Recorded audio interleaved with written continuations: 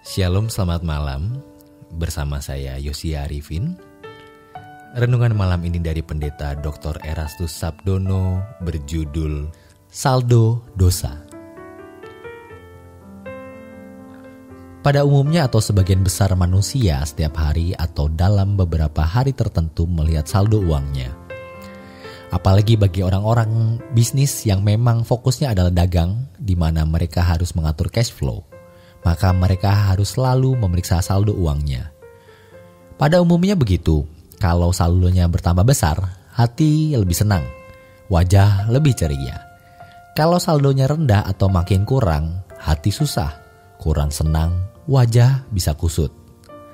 Pasti jarang orang yang serius melihat saldo hidupnya bertambah atau berkurang terkait dengan perkenanan di hadapan Bapa, nilai diri kita di mata Tuhan. Mazmur 139 ayat 23-24 mengingatkan, "Selidikilah aku ya Allah, kenalilah aku." Artinya, Tuhan beritahu aku seberapa tabunganku. Juga di Matius 6 ayat 19-20, Yesus mengatakan, "Kumpulkan harta di surga." Nah, sudah berapa banyak investasi kita di hadapan Allah? Berapa besar saldo kita? Mari mulai hari ini kita memperhatikan tabungan harta kekal kita di hadapan Allah. Apakah masih ada dosa di sana? Masih ada keselamatan yang kita perbuat atau tindakan kita, keadaan kita yang membuat Tuhan nyaman? Kalau benar-benar mengasihi Tuhan, maka kita tidak akan selalu memperhatikan saldo hidup kita. Masih ada saldo dosa atau tidak? Kalau terkait dengan uang, orang mau saldonya sebesar mungkin. Tapi kalau bicara mengenai kesucian, saldo dosa kita makin berkurang, makin habis. Harus selalu dikuras habis, dan jika muncul lagi, dikuras lagi, muncul lagi, dihabisi lagi. Sehingga kita memiliki irama hidup yang benar-benar berkenan di hadapan Allah.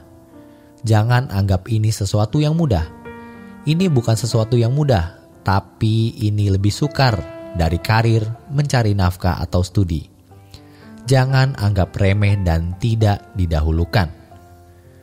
Karenanya di Matius 6 ayat 33 firman Tuhan mengatakan, "Carilah dahulu kerajaan Allah dan kebenarannya." Kita punya banyak masalah dan kebutuhan. Tetapi lebih dari semua masalah yang dihadapi dan kebutuhan yang kita rasa mendesak, kebutuhan kita yang selalu mendesak adalah selalu menghabisi saldo dosa yang masih tersisa di dalam hidup kita. Makanya betapa berartinya saat-saat kita berdoa bersama atau doa pribadi masing-masing di mana kita mengoreksi diri. Hal ini akan membawa kita kepada suatu pengalaman, yaitu menjadikan Tuhan sebagai kebahagiaan. Kalau kita menyediakan saldo dosa, kebiasaan buruk atau kesenangan, sesuatu yang kita anggap bisa menyenangkan dan membahagiakan, berarti kita ada dalam bahaya. Kalau tidak mau meleset lagi, kita benar-benar rindu agar memiliki harta di surga yang banyak. Kita mengumpulkan harta sebanyak-banyaknya. Tuhan Yesus berkata, "Jangan bekerja untuk roti yang dapat binasa, tapi bekerjalah untuk roti yang tidak dapat binasa." Apa itu roti yang tidak dapat binasa? Yaitu karakter kesempurnaan kita di hadapan Allah. Dan sejujurnya, karena kita sudah merekam banyak keinginan yang dulu kita nikmati di dalam daging dan jiwa, maka hal itu sering muncul dalam pikiran kita, menuntut untuk dipuaskan. Selera kita sudah rusak selama belasan bahkan puluhan tahun, sehingga kita tidak bisa sungguh-sungguh haus dan lapar akan Tuhan sebagai satu-satunya kebahagiaan. Maka bagi yang masih muda, jangan membangun kebahagiaan dengan apapun dan siapapun, tetapi bangun kebahagiaanmu hanya di dalam Tuhan.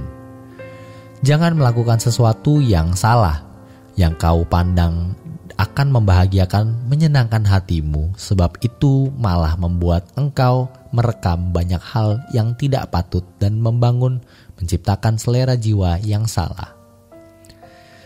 Dan sebagai orang-orang yang sudah berumur, kita harus benar-benar kerja keras untuk menguras saldo dosa, saldo kesalahan dan kebiasaan yang Tuhan tidak kehendaki, dan saldo percintaan dunia yang masih bersisa karena melekat di dalam diri kita. Perjuangan kita menjadi lebih berat dibanding dengan orang muda yang belum dicemari oleh banyak hal. Untuk itu, mari kita mempersempit dunia kita. Tidak melakukan apa yang tidak perlu. Studi, karir, bekerja, berkeluarga, semua merupakan tanggung jawab kita yang harus dipenuhi. Hal inilah yang akan menyelamatkan kita.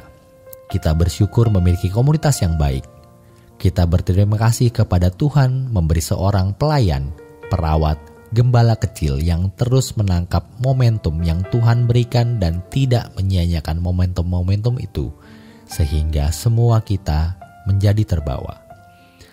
Jadi jangan menganggap kalau kita bisa tiap hari ke gereja atau berdoa, itu adalah suatu yang berlebihan.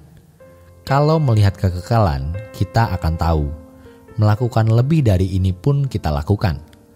Seiring dengan perjalanan waktu, kiranya ada pertumbuhan yang benar-benar kita alami. Demikian renungan pada malam hari ini. Selamat beristirahat, Tuhan Yesus memberkati.